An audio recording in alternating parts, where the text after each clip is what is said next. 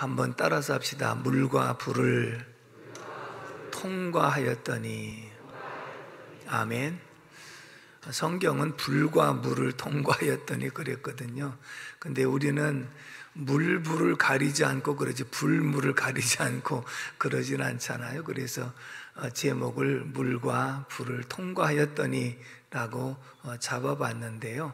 우리가 인생을 살아가다 보면 내가 원하든 원치 않든 이런 연단을 통과해야 될 때가 있다는 거죠. 성장하는 과정 속에서도 반드시 있다는 것이거든요. 그렇다면 오늘 우리는 이런 속에서 이것을 어떻게 통과해야 될 것인가? 먼저 하나님은 찬양하라고로서부터 시작을 합니다. 오늘 본문 1절, 2절을 다 같이 읽어보겠습니다. 시작. 온 땅이요 하나님께 즐거운 소리를 낼지어다. 그의 이름의 영광을 찬양하고 영화롭게 찬송할지어다. 아멘. 온 땅이여 하나님께 즐거운 소리를 낼지어다. 분명히 먼저 찬양부터 시작하라고 말씀하고 뒤에 보면 물과 불을 통과할 때 반드시 풍부한 것으로 들이시더라. 하나님의 약속인 줄로 믿습니다. 그러면 우리에게 이런 시련과 연단 속에서 하나님을 어떻게, 왜 찬양하라고 말씀하셨는가? 첫 번째 5절에서 6절을 다 같이 읽어봅니다. 5절 시작. 와서 하나님께서 행하신 것을 보라. 사람의 아들들에게 행하심이 어미하시도다.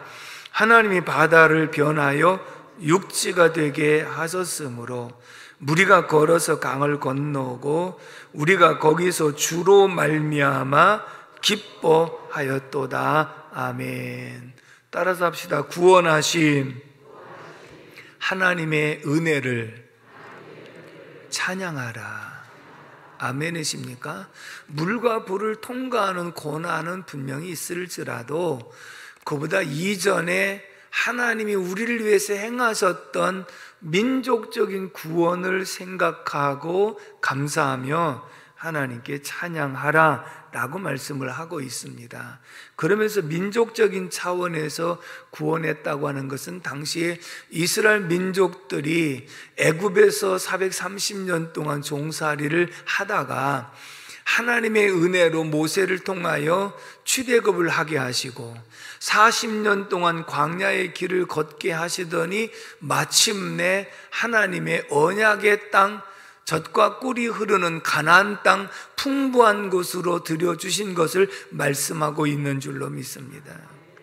그러므로 광야 40년 동안 고난이 있었을지라도 그 고난 뒤에 너희들을 젖과 꿀이 흐르는 가나안 땅으로 인도하시지 않더냐. 그러니 현재 민족적으로 구원해 주신 것을 감사하고 현재 고난과 연단이 있을지라도 풍부한 곳에 드릴 것을 믿고 감사하고 그래서 하나님을 찬양하도록 우리에게 권고해 주고 있는 줄로 믿습니다. 우리가 생각하면 이스라엘 백성들이 출애굽을 한 것은 단순한 사건으로 생각합니다만 그렇지 않습니다. 이미 출애굽 이전에 아브라함을 통해서 너의 후손이 이방에서 객이 되어 430년 동안 있다가 큰 민족을 이루어 다시 돌아오게 될 것이다. 이렇게 오래전에 아브라함이 약속하셨거든요. 근데 그 약속 이후에 이삭의 때는 그냥 지나갔어요. 그리고 이제 야곱의 때가 왔는데 야곱도 노년에 아들 요셉을 그 형제들에 의해서 죽임당한 것처럼 그렇게 꾸며가지고 야곱이 남은 생애가 평생 슬퍼하면서 살아가는데 하나님이 요셉을 애굽 땅으로 보내십니다. 그런데 나중에 17살에 보내서 30살 13년 후에 애굽의 총리가 됐는데 형제들이 양식을 사러 왔다가 요셉을 만나게 됩니다. 형제들이 두려워 떨 때 형들아 당신들이 나를 팔았다고 한탄하지 마소서. 당신들이 팔아서 내가 이곳에 온 것이 아니라 하나님께서 당신들 앞서서 나를 보내신 것이다. 아멘이십니까? 그 말은 무슨 뜻이냐면 애굽의 총리가 되어가지고 야곱과 70인 이스라엘 민족이 70명이었단 말이죠. 애굽 고센 땅으로 이주해서 그곳에서 생활을 시작하게 된 계기가 되었고, 야곱이 고센 땅에서 죽었을 때 요셉이 국무총리를 하고 있기 때문에 야곱의 유언대로 아버지, 할아버지가 계신 그 막벨라 굴까지 장사를 지내는데, 애굽의 모든 총리 대신 그 다음에 군인들, 이스라엘 민족들 다 이 가나안 땅까지 간 것이 바로 출애굽의 전초전이었거든요. 자, 이런 과정을 통해서 결국은 애굽에서 430년 동안 번성하고 한 민족을 이루었을 때 하나님께서 모세를 보내서 애굽에서 건져내 주신 줄로 믿습니다. 40년 광야의 생활은요, 잠깐 동안의 일이었어요. 앞에 430년 동안 약속한 그 말씀이 이루는 과정 속에 이런 준비 작업을 거쳐가지고 애굽에서 나오고 40년 동안 광야의 길을 걷게 하시고 훈련에 합격된 사람들을 젖과 꿀이 흐르는 가나안 땅으로 인도해 주신 줄로 믿습니다. 그래서 이런 광야의 길을 걸어갈 때 갈지라도 이렇게 약속을 주셨습니다. 이사야서 43장 3절에서 4절의 말씀을 읽어봅니다. 시작. 대저 나는 여호와 내 하나님이요 이스라엘의 거룩한 이요 내 구원자임이라. 내가 애굽을 속량물로 구스와 스바를 너에 대신하여 주었노라. 내가 내 눈에 보배롭고 존귀하며 내가 너를 사랑하였은즉 내가 내 대신 사람들을 내어주며 백성들이 내 생명을 대신하리니. 아멘. 그냥 단순히 구원한 것이 아니라 애굽 사람을 속량물로 내어주었다. 자, 나가라고 해놓고 그리고 애굽 군대가 뒤따라오고 홍해가 가로막혔을 때 모세를 통해서 홍해를 육지같이 건너게 하신 줄로 믿습니다. 뒤따라 들어온 애국 군대를 더 이상 따라오지 못하도록 수장시켜서 그들을 속량물로 삼아서 너희들을 건져내 주었다. 그리고 가는 도중에 구스와 스바 사람들도 너희들을 대적하지 못하도록 그들을 대신하여 속량물로 주어서 너희들을 구원했다. 그러니 이스라엘 백성들이 지금에 와서 지난날 출애굽의 사건, 얼마나 하나님의 은혜가 감사한지, 현재 어떤 시련과 연단이 있을지라도 이 구원의 은총과는 비교가 할 수 없고 바꿀 수 없는 하나님의 은혜를 생각할 때 그 하나님을 찬양하라 라고 권고하고 있는 줄로 믿습니다. 민족적인 찬양을 의미하고 있는데, 그렇다면 우리 대한민국의 모든 모습들을 한번 돌아볼까요? 이 나라에 복음이 들어오기 전에는 복음의 불모지 가운데에서 흑암의 권세가 온 땅을 뒤덮고 있었던 상황, 우상과 미신을 섬기는 땅, 가난하고 질병이 찌들려 있었던 이런 땅이 바로 조선 땅이었는데, 지금으로부터 140여 년 전에 하나님이 세우신 선교사들을 통하여 이 땅에 복음의 빛을 비추어 주신 줄로 믿습니다. 처음에 의료 선교, 학교 선교, 구제 선교 이런 방향으로 와서 복음의 빛을 비추어 줄 때 사람들의 의식을 깨워 주었고, 그리고 영혼을 구원해 주었고, 100여 년 만에 1200만이라고 하는 영혼을 하나님이 구원해 주신 줄로 믿습니다.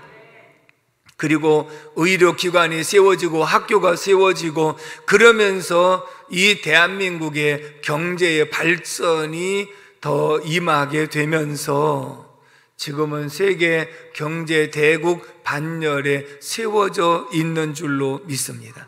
만약에 이 땅에 복음이 들어오지 않았다고 한다면 불가능했던 일인데, 우리 그리스도인들은 하나님의 역사임을 우리는 분명히 알고 대한민국 전체적으로 그 하나님을 찬양하고 감사하는 삶을 살아가야 될 줄로 믿습니다. 아멘이십니까? 근데 오늘 대한민국의 현실은 어떤지요? 코로나라고 하는 이 기간 중에 더욱더 많은 교회들이 문을 닫았습니다. 그리고 이번에 총회 이후에 통계를 보게 되어지면 보통 교회마다 최소 4분의 1에서 3분의 1 정도가 성도의 수가 줄었습니다. 그 얘기는 뭐냐면 남아있는 분들이 사실은 알곡 성도와 같지 않은가. 환난과 시련의 바람이 물과 불을 통과하는 시련과 연단 속에서 살아남아 있는 사람들이 알곡인 줄로 믿습니다. 그러나 이것이 한국교회를 침체시켰고 성도들의 마음을 해이하게 만든 이 결과가 계속해서 영적 침체는 고난과 연단을 가져올 뿐이라는 것을 생각할 때 우리는 기도하면서 모든 영적 회복의 역사가 있어야 될 줄로 믿습니다. 뿐만 아니라 지금은 경제적으로도 굉장히 힘들고 어려운 상황, 물가는 치솟고 있고, 그리고 또한 금리는 말할 수 없이 올라가 있고, 세계의 곡물 시장은 지금 급등하고 있는 현실.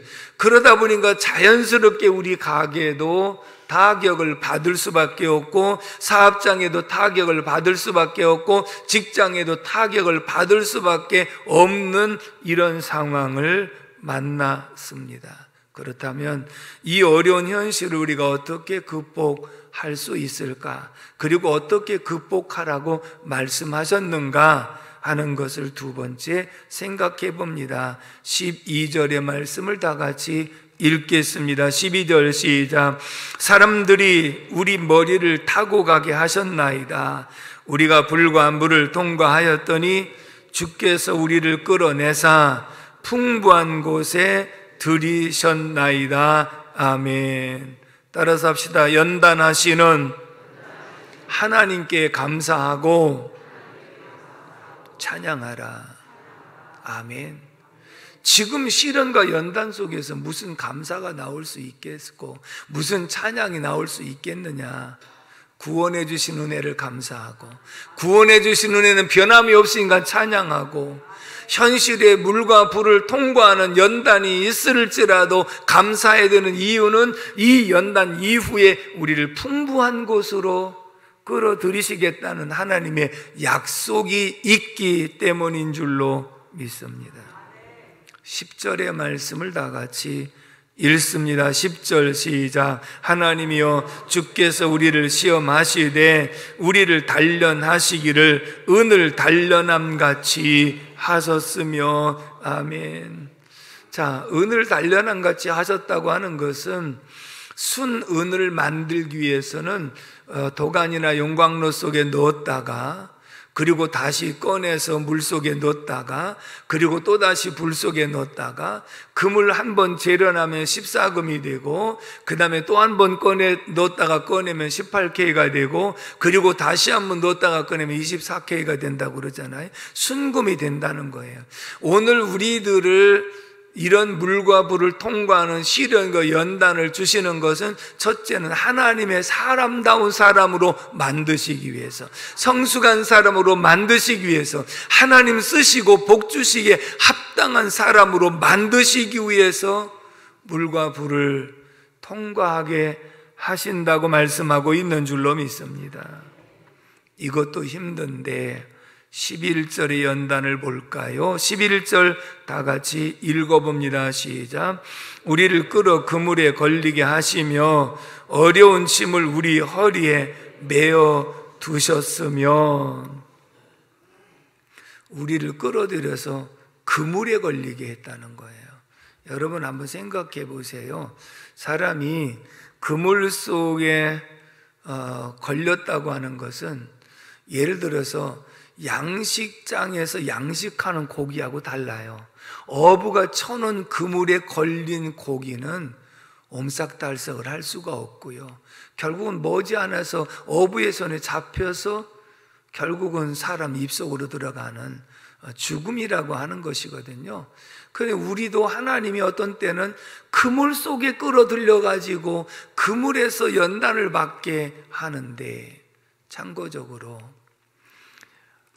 왜 우리가 횟집에 가면 자연산인지 아니면 양식 어종인지 무엇으로 알 수 있느냐? 어떤 분들이 그런데 정말 그런 것 같아요. 주둥이를 보면요, 주둥이가 많이 헤어진 것은 양식이라는 거예요. 왜? 그물을 쳐놓고 그 안에서 양식하니까 그냥 돌진하다가 그물에 탁 걸리고 돌아서서 다시 돌진하니까 또 걸리고, 그래서 여기가 온전해지지 않으니까 그런 경우. 그러나 자연산은 아무리 돌진해서 걸리는 게 없잖아요. 그러나 중요한 것은 일단은 그물에 걸리면 양식하는 어종도 순환을 겪는 것처럼, 그러나 어부가 쳐놓은 그물에 걸리면 내가 가고 싶다고 갑니까? 먹고 싶다고 먹습니까? 하고 싶다고 해서 할 수 있습니까? 모든 것이 막혀 있는 거예요. 그래서 이렇게 그물에 걸려서 옴싹달싹 할 수 없는 말을 세속적인 표현으로 한다면 죄송합니다, 미치고 환장한다는 거예요. 어떻게 할 길이 없다는 것을 지금 표현하고 있는 그런 부분이기도 하거든요. 그런데 이렇게 연단하시는 목적을 욥기서 23장 10절에서 말씀을 하고 있습니다. 한번 욥기서 23장 10절 읽어봅니다. 시작.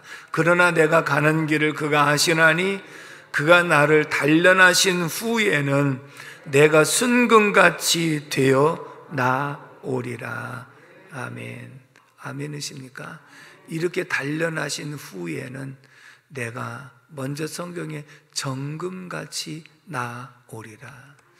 순금이 되는 것은 한 번에 되는 것이 아니라 한 번 재련하고 불순물을 제거하고 다시 재련하고 불순물을 제거하고 반복해서 하다 보니 그곳에서 불순물은 다 빠져나가고 순금이 되어지는 것처럼, 하나님께서 나를 불과 물을 통과하게 하시고 그것 가지고 부족하다고 여기시든지 그물에 걸려서 말할 수 없는 고통을 겪게 하시더니 마침내 정금과 같이 나오게 하신 줄로 믿습니다.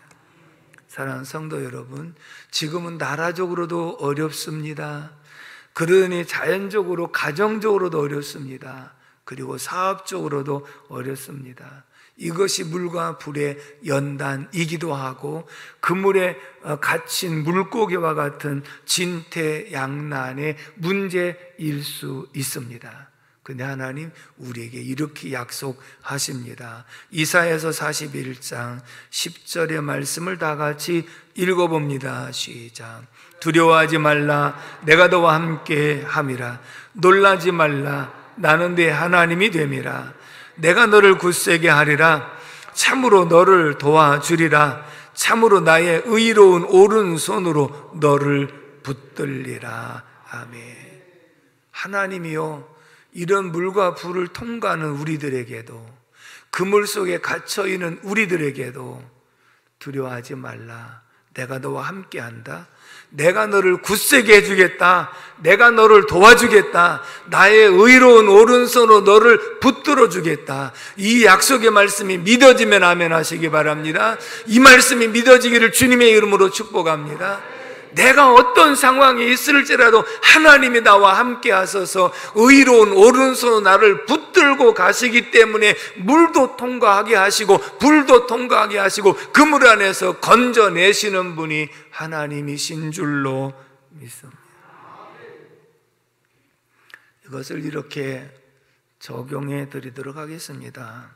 어떤 분이 보내온 글을 제가 읽으면서 그런 공감을 하게 되었습니다. 어떤 할아버지가 혼자 사시면서 삶의 의욕까지 잃어버리고 항상 별로 식사도 제대로 챙겨 먹지도 않으시고 어떤 일할 의욕이 전혀 없이 이렇게 혼자 사시는 할아버지가 계셨는데, 어느 날 밤중에 아들이 손자 하나를 데리고 와서 아버지 예전 며칠만 좀 맡아주십시오 하고 방에도 들어오지 않고 손자만 덜렁 들여보내고 그리고 떠났습니다. 근데 지금까지 내가 혼자 생활하면서 내 스스로 먹자고 밥도 제대로 하지 않았고 또 내가 살자고 어떤 일도 제대로 하지 않았던 입장인데, 당장 손자를 데려다 놓으니까 이 아이에게 밥을 줘야 되겠고 그리고 이 아이를 어떻게 돌봐야 되기 때문에 꼼짝달싹 안 하시던 할아버지가 일어나가지고 일찍부터 밥을 하기 시작합니다. 그 다음에 또 뭐라도 반찬이라도 해야 되니까 들에 가서 뭐라도 뜯어오기도 합니다. 그러다 보니까 세월이 자꾸 지나가니까 씨도 뿌려야 되고 농사도 져야 되고 그 다음에 이 아이의 용돈도 학비도 보태줘야 되기 때문에 열심히 농작물도 키워서 가꾸고 그리고 내다가 팔아서 용돈도 주면서 이렇게 생활하기 시작합니다. 조금 세월이 지나면서 무엇을 느끼느냐 하면 이제는 할아버지가 아니라 아버지로 바뀐 거예요. 할아버지로서 아무것도 안 하고 힘들고 어렵게 그냥 누워서 이렇게 세월을 보내고 계시던 할아버지가 이제는 그런 모습이 아니라 아버지로서 이 아이를 어떻게 돌보고 키워야 되는가, 여기에 더 집중하다 보니까 움직이게 되고 밥을 차려갖고 주면서 함께 먹어야 되고 농작물도 가꿔야 되고 그날 심지어 집까지 수리하면서 그래도 손자를 잘 키워보겠다고 하는 이런 마음을 가지고 이렇게 생활을 하면서 건강도 달라졌습니다. 할아버지가 아니라 지금은 아버지가 되었습니다. 그런데 이렇게 하루하루를 살아가면서 시간이 흘러서 어느덧 3년이라는 세월이 지났습니다. 3년이 지난 어느 날 아들이 다시 서울에서 와가지고 아버지 그동안에 아이를 키워주셔서 감사합니다 하고 자초지종 얘기를 쭉 설명하면서 두툼한 봉투를 하나 아버지한테 드리고 손자를 데리고 그리고 서울로 훌쩍 떠났습니다. 그런데 지금까지 할아버지로서가 아니라 아버지로서의 역할을 감당해 왔는데 이제는 돌볼 사람이 없어졌습니다. 내가 사랑해야 될 대상도 없어졌습니다. 밥도 하기 싫습니다. 여러분, 혼자 사시는 분들, 때로는 남편이 출장을 오랫동안 가서 있을 때 혼자 먹겠다고 밥을 잘 안 한다고 그러더라고요. 또 혼자 밥 챙겨 먹어도 먹는 둥 마는 둥 한다고 그러지요. 결국은 할머니들이 다 허리도 아프시고 무릎도 아프시고 힘들다고 하시면서 그래도 손주들을 보는 분들을 보면 그 속에 모성애가 발동해 갖고 할머니가 아니라 어머니가 돼 가지고 그 힘들고 어려운 모든 것들을 극복하고 이겨내면서 감당하시는 모습을 보고 그렇게 함으로써 오히려 혼자 아무것도 안 하고 계신 것보다는 훨씬 더 건강한 모습을 보게 되더라고요. 인정하십니까? 그 말은 이 할아버지가 할아버지로서가 아니라 이 손자를 돌봐야 된다는 그런 책임감이 할아버지가 아버지로 되었는데 손자가 훌쩍 떠나고 보니 다시 혼자가 됐으니 돌봐야 될 사람도 없습니다. 밥 해줘야 될 대상도 없습니다. 용돈도 줘야 될 대상도 없습니다. 그때부터 갑자기 힘이 빠지기 시작하면서 아무것도 하지 않기 시작합니다. 그리고 2주간쯤 지나고 나서 할아버지가 돌아가셨습니다. 여러분, 사람들이 극단적인 선택을 하는 이유가 우리가 생각할 때는 아무도 없고 자기 혼자뿐이고 외로워서 극단적인 선택을 한다고 하지만, 극단적인 선택을 하지 않는 비결이 있다고 한다면, 내가 돌봐야 될 대상이 있다면, 내가 사랑해야 될 대상이 있다면 그 사람은 결단코 극단적인 선택을 하지 않는다는 겁니다. 내가 죽으면 쟤를 누가 돌봐? 그런 내가 돌봐야 될 대상이 있다고 생각하면 극단적인 선택을 안 한다는 거예요. 그런데 결국은 내가 돌봐야 될 대상이 없다고 생각하기 때문에 그런 선택을 하는 경우가 있다는 것이죠. 결국은 할아버지가 떠나신 이유 중에 하나를 많은 분들이 그렇게 얘기했습니다. 내 존재하는 이유 자체를 잃어버렸고, 삶의 의욕을 상실해버렸고, 그것이 사인 중에 하나가 되었다. 그런 말을 했습니다. 여러분들 지금 현재 여러 가지 경제적으로 어렵고, 또 진퇴양난의 문제가 있고, 그리고 물과 불을 통과하는 문제가 있을지라도 여러분들이 돌봐야 될 대상과 가족이 있다면 이길 수 있습니다. 이길 수 있습니다.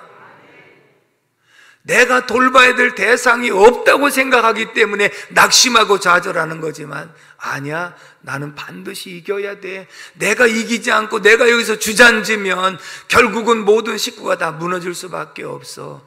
그래서 힘들고 어려워도 일어나서 내가 정말 기어다니면서라도 일을 감당할 수 있는 것은 사랑하는 대상이 있기 때문인 줄로 믿습니다. 여러분, 하나님 사랑하시면 아멘 하십시오. 내가 하나님을 사랑하기 때문에 나는 이 모든 것을 극복하고 이겨서 하나님께 영광을 돌려야 됩니다. 사랑하는 가족들이 있기 때문에 힘들고 어려워도 극복하고 이겨내야 됩니다. 그래서 아버지가 위대합니다. 그래서 모성애가 강합니다. 그렇기 때문에 서로 사랑하라고 주신 말씀이 남을 위해서 주신 말씀이 아니라 우리 자신을 위해서 주신 말씀인 줄로 믿습니다. 그러므로 오늘 우리들의 생활 가운데에서 아무리 힘들고 어려운 문제가 있어도 사랑할 대상이 있으면 하나님께 감사하고 찬양할 수 있기를 바랍니다. 말씀을 준비하면서 그 생각이 들었습니다. 지금까지 39년 동안 여러분들에게 살찐 꼴을 먹이려고 맛있는 반찬을 만들어서 여러분들에게 맛있는 설교를 해드리려고 애를 썼는데, 밤잠 못 자면서 애를 썼는데, 그렇게 할 수 있었던 것은 이 말씀을 들어줄 여러분들이 있었기 때문인 줄로 믿습니다.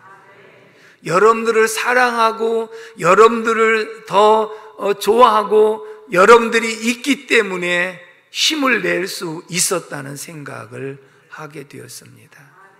여러분, 끝까지 믿음 안에 승리하기를 주님의 이름으로 축복합니다. 기도하겠습니다. 고마우신 하나님 아버지, 은혜와 사랑을 진심으로 감사를 드립니다. 오늘도 말씀 통하여 사랑할 수 있는 대상, 내가 돌봐야 될 대상이 있다는 자체가 하나님께 감사의 조건임을 깨닫게 해주시니 감사합니다. 구원해 주신 하나님을 찬양하고 물과 불을 통과하게 하신 하나님을 찬양하고 끝까지 돌봐야 될 대상을 위하여 내가 인내하고 극복하는 믿음을 갖게 허락해 주옵소서.